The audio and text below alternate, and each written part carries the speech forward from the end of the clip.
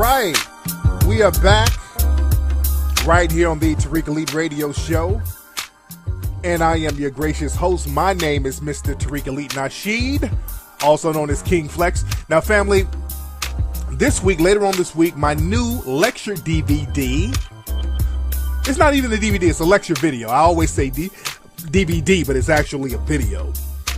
My new lecture video. I haven't put out a lecture video in a while. I think the last one was The Game Must Be In You, the one we recorded in Atlanta. I'm not sure. I have so many lectures. But this one, I haven't put out a lecture in a minute. But this one is a lot of good information in it. This one is called International Racism, live from London. So it's the lecture I did in London. That's going to be on sale. And we're going to have it on Vimeo, on the Vimeo website. And you can stream it on demand there. We'll have all that information later on this week, ladies and gentlemen. And if you're watching the show live on Ustream, you could see the actual cover for that lecture, the poster cover for that lecture. So that's coming up. And don't forget to get Hidden Colors 1, 2, and 3 at hiddenscolorsfilm.com if you don't have it already. Everybody should have it, and you should bubblate with it. Also, don't forget to go to TariqElite.com. We got some good sales going on, some discounts on some of the gear that's on there. I got some brand new shirts coming up next week. You guys will definitely want to get those. Now, let me see who we got on the phone. We got people calling already. What's up? Who's calling? It's Tony right here. What's up, Tariq? Hey, Tony, where you calling from? I'm calling out of D.C., man. Tony out of D.C. What's on your mind, fam? Hey, I was calling to commend you on how you handle Jesse D. Peterson. I learned a lot, and I articulate myself and keep my cool. Yes. And also, I was wondering, like, I've been watching all your old videos. You said you went out L.A. when you was, like, young, 17. So I was wondering what you do to stay focused to get to where you at now.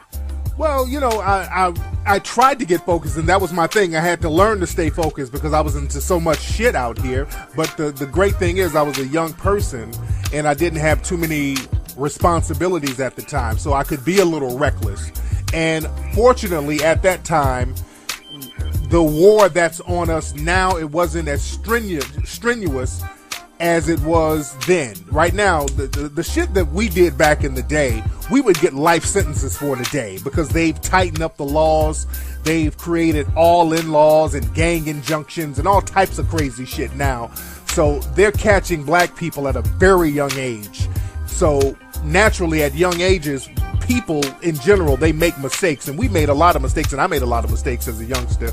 But luckily, I didn't get caught up with that, and then I learned how to become focused by trying different things and trying different hats to see what I like, and then I started doing things that fit for me, and I just took off from there. So the key to the game is to kind of try different things out, constructive things, and see what you like, and if it works, roll with it. If it doesn't work, let's try something else and stay focused on that. You feel me? I feel you. Much respect for the call, man. Yes, indeed, man. Back in the day, man, the laws they got now, I mean, back in the day when I was a teen, man, we would get into police chases. We would run from the cops in cars and get arrested and not get killed. That, if you run, and a lot of people are running now out of fear. Let's just be clear. When you see a lot of people out here running from the police now, you're like, oh, damn, why did he run? A lot of people now, the climate is so dangerous, and the war that's on melanoid people is so defined right now. A lot of people are literally just running for their lives because we're being terrorized at this time in juncture here in America as melanoid people. We're literally being terrorized. This is like some Nazi Germany, way beyond that, though. It's deeper than that. Because now it has circled back around, and it has never stopped. See, Nazi Germany, that was a short period, and it stopped, and then they repaired what happened. Our Holocaust that's happening now, it hasn't stopped for the last 400 damn years, and we keep circling back to it. because we're not touching on the system of white supremacy. Let me get some more calls. I don't want to get too long-winded about this stuff. What's up? Who's calling? Oh my God, Tariq. Yes, who is this? Oh, this is Aisha calling from Hawaii. Aisha from Hawaii. Man, we're coming out to Hawaii, me and my family. We're going to be out there pretty soon. What part of Hawaii you in? I know, because I'm in Oahu. I emailed you before. Okay. About when are you coming to Hawaii? And we missed you last time, but hopefully we'll meet your family. Yes, indeed. And, of course, yourself. Yes, I have a question. Go ahead. Have you heard about that innocent black man who was on death row in, like, Louisiana? I want to say Lafayette or somewhere, like, in New Orleans somewhere. And this prosecutor came back, like, 31 years later talking about how he was sorry. Yeah, and I was just wondering, like, why is it always that, you know, somebody, oh, my God, I'm blank right now. Like, my mind is just going blank because I'm so excited talking to you. Yes, but I just want to know your opinion about that, or have you heard about that? I heard about that. They came back 30 years later apologizing to the guy. Yeah. And, you know, with us, every month we see some 60-year-old brother that did 30 years in prison for a crime he didn't do because they did a DNA test, which they didn't have back in the 70s and 80s. And they found him innocent. So it's always us. There's nobody white never found innocent because of DNA. It takes them a lot to even go to jail. So and they also create laws, or like, okay, we'll let you out, but you can't sue us. Exactly. You know what I mean? Exactly. And that's the thing. They tried to do that with the young lady Rakia Boyd in Chicago. The girl who was shot. Yeah, I heard about that, but I didn't really get into the story. Now, what happened with that? With her, it was an off-duty cop who saw a group of black children, black kids, or black teens, and he was like, y'all making too much noise. So this seemed like it was something premeditated. He was going to use some kind of excuse to shoot at him. So he said that he thought somebody had a gun, so he just started shooting in the crowd and blew this young girl's brains out. And the family got paid. They paid the family out $4 million, I think, but the family, thankfully, they said, we still want justice. We got the money, but we still want justice. So the judge in the case basically dismissed the case because the prosecution undercharged the off-duty cop. And now the cop cannot be recharged because of a double jeopardy law. So these white supremacists are very slick with the little shit they do. And we got to open our eyes and be very cognizant of what's happening with us. Right. Yes, indeed. I'm going to have to really get into that because I heard about that and stuff like that. But I want to let you go because I know everybody else is trying to call you. But, yeah, I don't know. I guess if you I know you post on Twitter constantly. But, yeah, just let us know whenever you come into Hawaii. Yes, indeed. Well, are you in the military out there? My boyfriend is. Okay. How y'all like it out there? Oh, we like it, yo. It's so cute because I'm from San Diego and he's from Georgia, but it's peaceful. The people are nice. The food is great. Yes, it is. The weather's nice. Yes, it is. Yes, it is. We're thinking about actually getting a permanent place out there and just going back and forth because. Now, what part of Hawaii? Oahu, Maui? Oahu. The Big Island? Definitely Oahu. Definitely Oahu. Okay. Ain't shit. Ain't nothing in Maui. It's beautiful, but ain't really nothing popping out there. So, true. Yeah, but true. I like Oahu. Yeah, I like Oahu. That's my favorite spot. Oh my God, I'm so excited. I'm talking to you. Like, I want to tell my boyfriend, but he's at work. I'm going to call him, I guess who I talk to. Yes, indeed. He'll hear it. Yes, indeed. Tell him I said what's up. All right, we love you, Tariq. Thank you, baby. All right. But yeah, like I was saying about our sister Rakia, man, that judge in that case, I forgot what the judge's name. I think it's, what is his name? We put his name on the melanoidnation.org website. And let me tell y'all something, man. These prosecutors and all of these people getting killed by cops, like this brother Freddie Gray, this brother out there in Baltimore, and they're having protests in Baltimore right now as we speak. The cops took him into custody, and he ended up with his spine broken or something like that, and then he died in the hospital. So, I mean, this is just straight out genocidal warfare. And we gotta stop letting the white supremacists define what this is all about. See, they try to make it into an issue with the cops. And then they start talking about police reform and we need to give the cops more money for training, for sensitivity and all. That's a con game, man. This is not about cops. this is not about the police. This is about systematic white supremacy, because even if you arrest a cop, now you got these white supremacist prosecutors who half-ass try these cases. Then you have the white supremacist judge that dismissed the case, just like they did in Chicago. The judge went in and just dismissed the whole case. Now this cop the cop didn't even have to put on a defense. So that set a crazy precedent now that white supremacists who are race soldiers, because that's what we have to look at them as, they can start slaughtering us without even having a defense at this point. And it's a weekly thing now that unarmed black people are getting slaughtered by these race soldiers. And we're going to have to start using the term, just like our brother Neely Fuller said, these people are race soldiers. These are not police officers. These are race soldiers pretending to be police officers. Because being a police officer is not a bad thing in theory. Being a police officer in and of itself is not a bad thing, but these people are race soldiers. So black folks are going to have to understand and psychologically and physically get your shit together for this war that's being waged on us. There's no race war coming, and I did a show about this. We're already in it. And these people are posing as race soldiers. Let's stop all this forgiveness talk. These people are buckling down on us, and those in the dominant society, they're not doing shit. And it's going to get worse because these white supremacists, they see that Obama is not going to say anything, because if he says something, they know that they could start calling him a racist and him saying that he's showing favoritism. Hell, Michelle Obama went to the Black Girls Rock event, and the white supremacists pretended to have a hissy fit over that. So now they know that they got the president by the nuts, and they're going to practice their religion of white supremacy on us majorly. So black folks are going to have to get serious, and let's get our codes of conduct in order, and let's get our minds organized. We don't have to get in one place, but we have to mentally organize. What's up? Who's calling? Hey, Tariq, how you doing? This is Taiwan from Detroit. Taiwan from Detroit. You know I'm going to be out there on the 18th of December. Of July. I'm sorry, 18th of July. Oh, I'm definitely going to make sure I come out there and see you, brother. Yes, indeed. What's on your mind, family?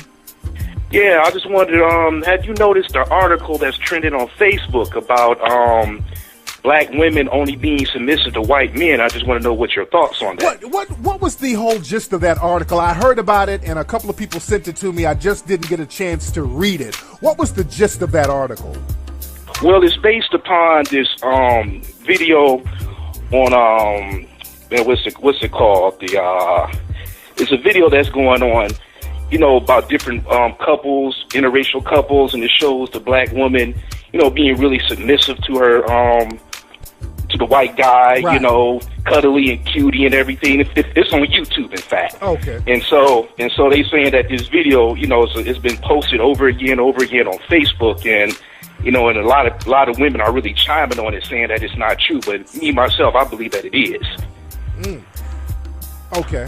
I got to look into that. But yeah, the white supremacists, they always have tricks up their sleeve.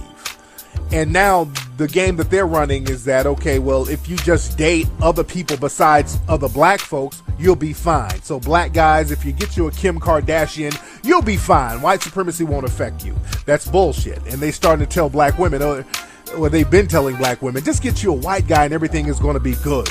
And that's not going to change you from being a black person. And black women are being attacked out here. Look at Rakia Boyd. So none of us are exempt from the violence of systematic white supremacy. It doesn't matter who you date. That chick out here who was with the white guy who got pulled over by the cops because they were having a lewd act in public, she got her wake-up call. So we have to look at white supremacy. I don't care how much white dick you have in your mouth, you're not going to suck out white supremacy. Brothers, I don't care how much white cooch you're licking out there, you're not going to lick away the white supremacy. So we're going to have to start getting a code of conduct and get serious about what we need to do out here. You feel me? Yeah, I agree with you, brother. Yeah, definitely. Much respect, sure. family. just because you're having sex with a person in white society, that's not going to stop them from practicing white supremacy, family. I'm sorry. And I talked about this on my Ustream. A lot of black people get confused when they have sex with white people. And there's nothing wrong with interracial dating. I don't see anything wrong with that. You love who you love. There's some attractive white people out there. That's fine. Sometimes y'all just date a motherfucker because they're white. They don't even have to be attractive. But I'm saying, if you see somebody who's attractive, you like them, you're attracted to them. I mean, you have whatever feelings you have. But my thing is, black folks usually get confused when a white person is having sex with them. White folks, they don't get confused. They are very focused. They can have sex with you and go back and practice white supremacy like it's nothing. They did on the plantations. So they're not confused to the game. But black folks, y'all get some white ass. You talk to a nigga who done had a white chick, he can be all rah-rah and all this old shit, but after he got some white ass, you talk to him like, hey man, what's going on with you, Dante? Hey man, yeah, I'm about to move to the Netherlands. Like, what? You what? What the fuck? Yeah, man, me and Becky, we got something real serious going on. I've been dating her for about 3 weeks, and man, I just want to spend my life with her. I'm like, all right, niggas. So niggas, you'll change your life over some white ass. And sisters too, y'all start, a white dude bat his eyes at you, you get to bed winching. So we got to stop being confused about white supremacy when you have sex with people in the dominant society. Let's see who we got on the phone here. What's up? Who's calling? What's going on, Tariq? This is James, man. What's up, James? How you doing, fam? I'm doing good, man. How about you? I'm good. What's on your mind, James? Where you calling from, by the way, James?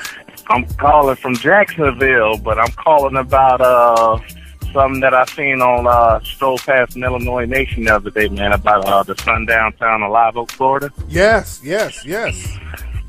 Well, I called in, man, to chop it up with you on it, because we actually have a business in Live Oak. Oh, damn. We done had a business in Live Oak. It's on a farm. We got a pallet business out there for the past, I want to say, about 17 years now. You and your family, or you and who? Me and my family. We had my father. He got together with some brothers in the FOI. Okay.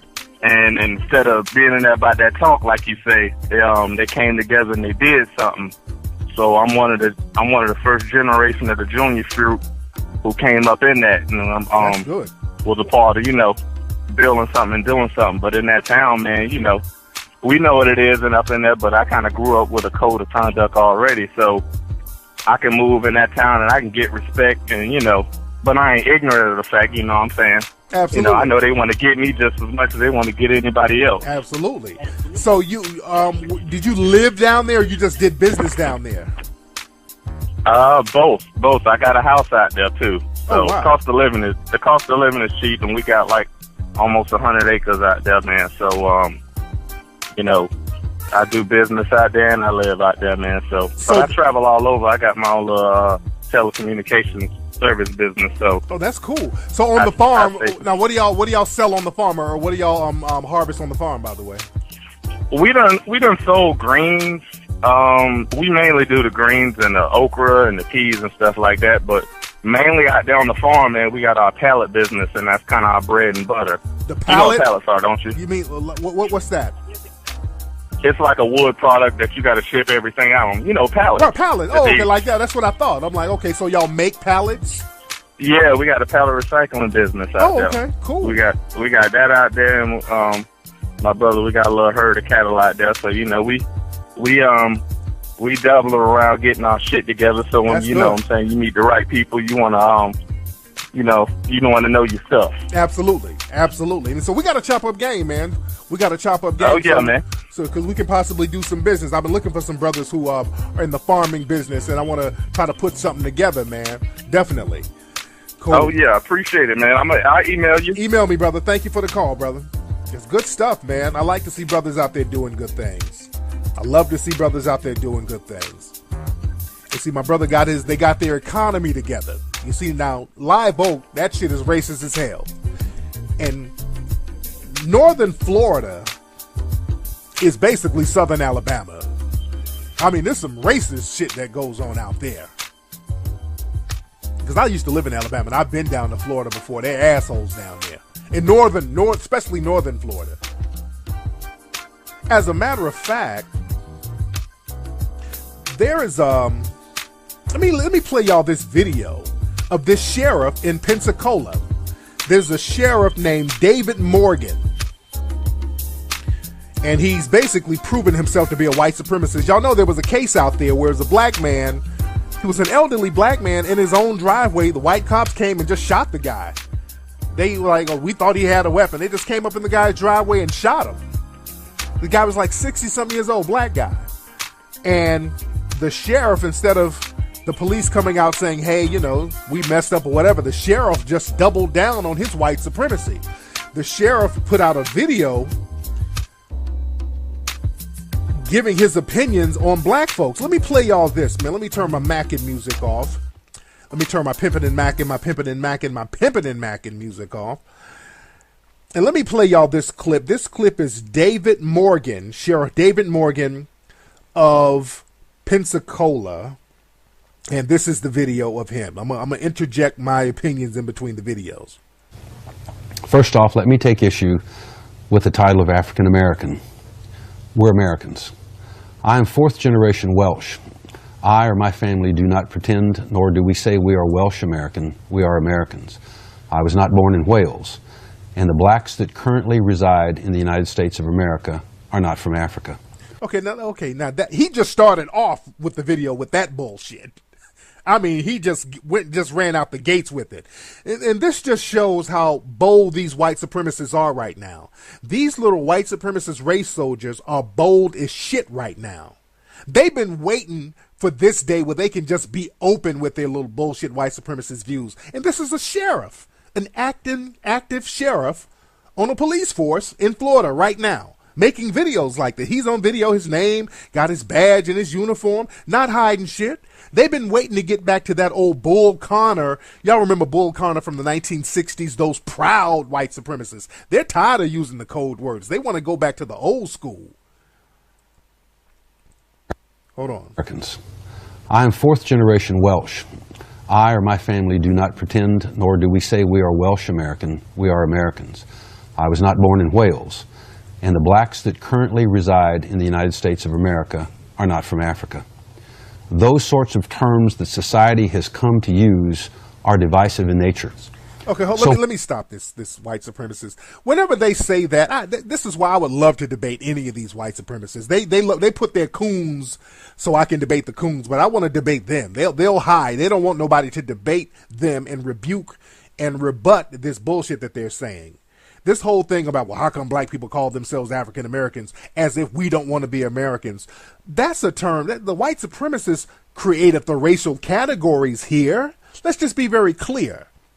And also, if we're Americans, like you say, well, how come the white supremacists, such as yourself, Sheriff Morgan, why did y'all create sundown towns for black people?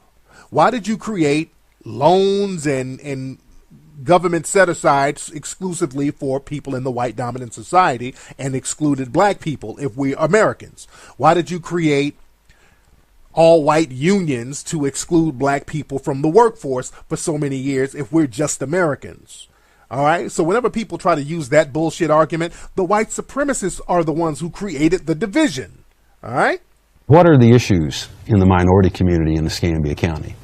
Many are real and many are perceived. And I will tell you that I think most of them are perceived. And here's why. Again, let's go back to the history of our nation and where we currently are today.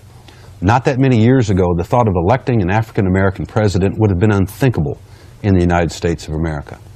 And I would remind black Americans that you are a little less than 13% of the entire population of the United States. Less than 13%. Now that's every man, woman, and child in the United States of America of black ancestry. Had every one of those people been voter eligible, only 13% could have voted for President Obama. But President Obama has won 2 elections as President of the United States. Now what does that mean? That means a whole host of white people, and Hispanic people, and Asian people, and American Indians cast a vote for President Obama. The statistics are that if we're such a racist nation, why do we currently have an African-American president? Okay, now I know y'all have heard that bullshit jive-ass argument right there before. If we're so racist, how come we got a black president? Whenever the white supremacist family thrive on deception. The white supremacists thrive on deception. Now, this little white supremacist race soldier knows what he's saying is totally bullshit. He knows it. They just think they can run the con game on you. These white supremacists know good and well having one black person in a token position, and I talked about this on Jesse Lee Peterson's show, having a black person in a token position who can't trickle down any type of power to the rest of the black population is meaningless. And he knows that. They know that they're not going to allow Barack Obama to really do any type of major or allow any type of major power to come into the black community. And we're not even asking for that. We're just asking the president for basic protection at this point. We're not even asking for no so-called benefits. We're just looking for basic protection at this point that we're not even getting. We're just asking for human rights, that we not get slaughtered right now. And we should be compensated for what's happening now. And let's be very clear, when these people are running for election like Hillary Clinton and all of these other people, we should let them know we should be compensated for being terrorized like we're being terrorized right now, because they're going to be coming in 2016 all up in the black churches, kissing babies, walking around with their Sean John shirts on and dancing and doing the Dougie and all that old nigga shit, trying to get our votes. And we should be like, hey, let's fuck all that forgiveness shit. Y'all need to compensate us for being terrorized right now the way we are being terrorized. Our lives are being terrorized right now, and we should be compensated for that. Why was General Chappie James the first four-star black general? And why was General Colin Powell promoted to Chief of Staff and later to Secretary of State? Why do we currently have an Attorney General, Eric Holder, who is also a black American? So I would tell you statistically, anyone that makes an argument that the United States of America is a racist nation is focusing on specific instances of where we may have had problems with race relations, but it certainly does not paint any organization or any individual or any nation as racist. Okay, what problems? 2 + 2 is 4 is the damn problem. Black folks who are unarmed getting killed and shot in the back damn near every week, that's beyond a problem. That's genocide. See, the white supremacists love to try to minimize what's happening with us. This is straight up genocide that's happening. So let's not let the white supremacists try to minimize that and point out the token blacks. Just like Jesse Lee Peterson tried that shit. What about Oprah? What about LeBron James? Pointing to a handful of successful blacks and pretending that that's trickling down to the rest of the black masses, which they know that is not. We have unfortunately in the black community embraced a thug culture, one that aggrandizes, again, foul language, shooting cops, abusing women, and if you don't think the... Okay, so he said this is a cop in 2015 talking about the black community has embraced thug culture, foul language. Have you heard white children at the mall cursing their parents out? If we're going to go there, if we're really going to go there, let me just play this. I can be here all night with this asshole. Those things have an effect on our children. You need to get a grip. The old phrase from a few years... All right, okay, that's enough of that. I'm not going to play no more of that. Let me play my Mac and music. But again, when you have people like this is a cop. This is an active cop right now, 2015, making videos like that. And we have police officers all around the country sending emails to each other, making these racist comments about black people all around the country. So we have proof that these people have racism on their mind. And the proof is also that all these black people are being targeted by these cops, who are really race soldiers. So black people, we have to really look at the situation and understand that we have race soldiers out here. That guy who was talking, that's a race soldier. And we're going to have to act like we're in war. All this forgiveness stuff, cut that forgiveness shit out. The older, and I'm talking to my young black folks, the older black folks, they've let you down. Unfortunately, they've been compromised. So I'm really making an appeal to the younger black folks. We got to see what's popping and wake up and understand that these are race soldiers. We're going to have to get our money game together. We got to get our code game together. We have to get our psychological game together. Again, the minute somebody white waves their ass in your face, you start tripping out, that shit is done. That shit is done. You're going to have to stay focused. Don't let that white coochie get you off your focus, because these people are going to still practice white supremacy when they get through getting out that bed with you. And our spiritual system should be melanoid empowerment. That's the only religion we need to be focused on. That is our religion, melanoid empowerment. Because the thing is, in the dominant society, when they've been done wrong, you're going to pay for it. They don't give a damn how long ago it was. See, we're told racism was something in the past. We've had problems with racism, but things are getting better. We need to be compensated for all this stuff. And we need to be in a position where we could demand compensation. And you do that by getting your economic game together. You do that by creating a system where you can reward or deprive. See, we're in a situation where we can't reward or deprive anybody of anything, because black people are scared as shit right now. That's another thing. That scared shit is going to have to go.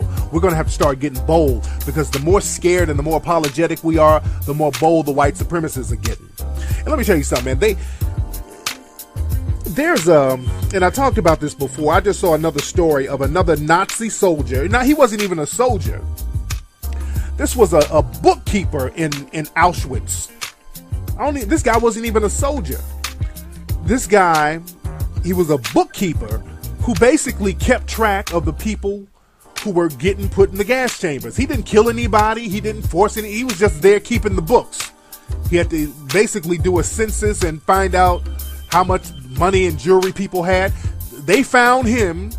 His ass is in court now. He's in jail. I think he's in jail or he in court. They about to lock his ass up. He's 93 years old.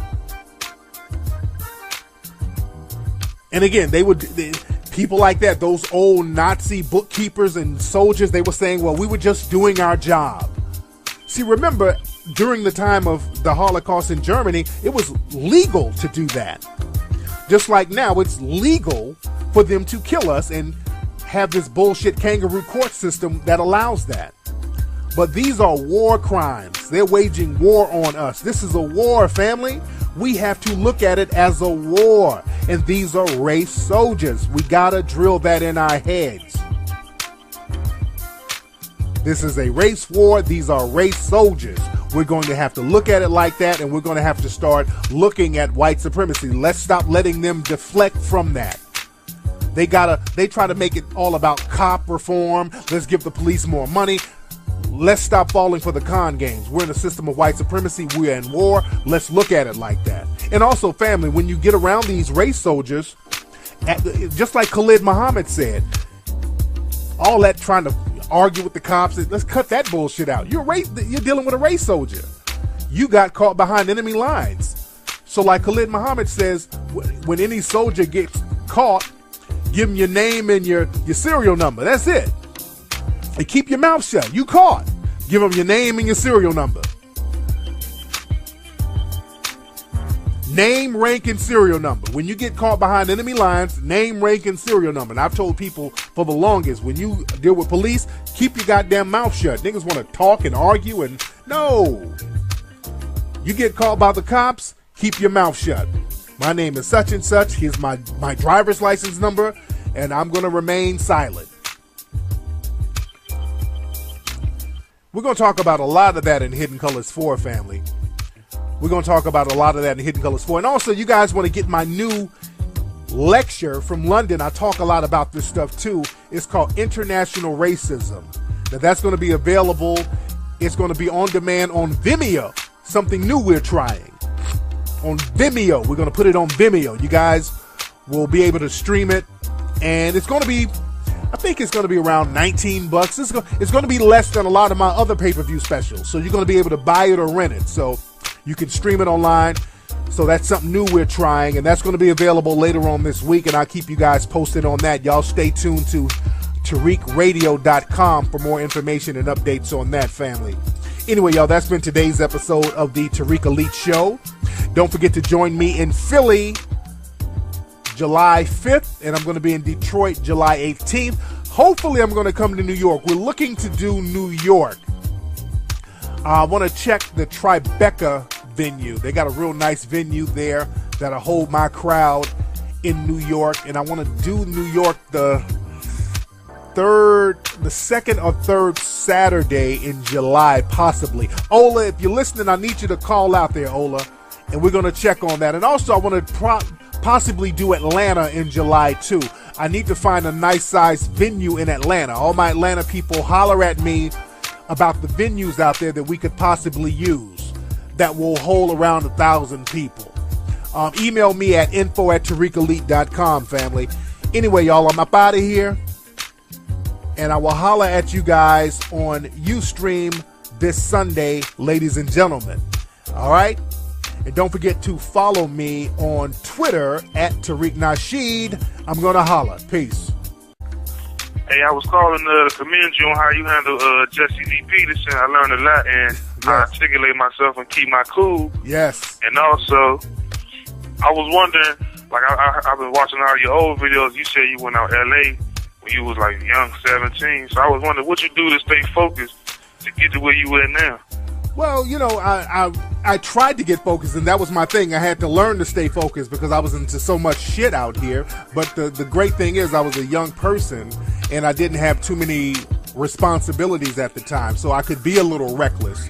And fortunately, at that time, the war that's on us now, it wasn't as strenuous as it was then. Right now, the shit that we did back in the day, we would get life sentences for today because they've tightened up the laws. They've created all-in laws and gang injunctions and all types of crazy. All right. We are back right here on the Tariq Elite Radio Show. And I am your gracious host. My name is Mr. Tariq Elite Nasheed, also known as King Flex. Now, family, later on this week, my new lecture DVD. It's not even a DVD, it's a lecture video. I always say DVD, but it's actually a video. My new lecture video. I haven't put out a lecture video in a while. I think the last one was The Game Must Be In You, the one we recorded in Atlanta. I'm not sure. I have so many lectures. But this one, I haven't put out a lecture in a minute. But this one is a lot of good information in it. This one is called International Racism, live from London. So it's the lecture I did in London. That's going to be on sale. And we're going to have it on Vimeo, on the Vimeo website. And you can shit now. So they're catching black people at a very young age. So naturally at young ages, people in general, they make mistakes. And we made a lot of mistakes, and I made a lot of mistakes as a youngster. But luckily, I didn't get caught up with that, and then I learned how to become focused by trying different things and trying different hats to see what I like, and then I started doing things that fit for me, and I just took off from there. So the key to the game is to kind of try different things out, constructive things, and see what you like, and if it works, roll with it. If it doesn't work, let's try something else and stay focused on that. You feel me? Feel you. Much respect for the call, man. Yes, indeed, man. Back in the day, man, the laws they got now, man, I mean, back in the day when I was a teen, man, we would get into police chases. We would run from the cops in cars and get arrested and stream it on demand there. We'll have all that information later on this week, ladies and gentlemen. And if you're watching the show live on Ustream, you could see the actual cover for that lecture, the poster cover for that lecture.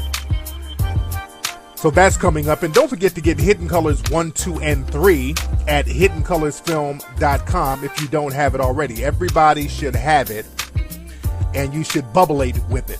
Also, don't forget to go to TariqElite.com. We got some good sales going on, some discounts on some of the gear that's on there. I got some brand new shirts coming up next week. You guys will definitely want to get those. Now, let me see who we got on the phone. We got people calling already. What's up? Who's calling?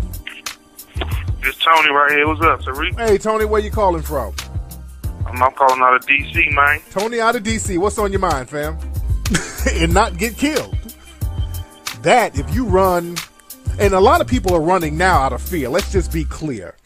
When you see a lot of people out here running from the police now, you're like, oh, damn, why did he run? A lot of people now, the climate is so dangerous, and the war that's on melanoid people is so defined right now. A lot of people are literally just running for their lives because we're being terrorized at this time and juncture here in America as melanoid people. We're literally being terrorized. This is like some Nazi Germany, way beyond that though. It's deeper than that, because now it has circled back around and it has never stopped. See, Nazi Germany, that was a short period and it stopped.